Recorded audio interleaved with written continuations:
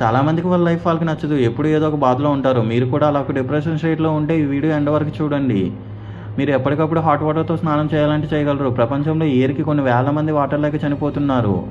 మీరు కావాలంటే బిర్యానీ తినగలరు. వరస్ట్ కేస్‌లో కనీసం అన్నమైనా తినగలరు. ఫుడ్ లేక ఎంతోమంది చనిపోతున్నారు.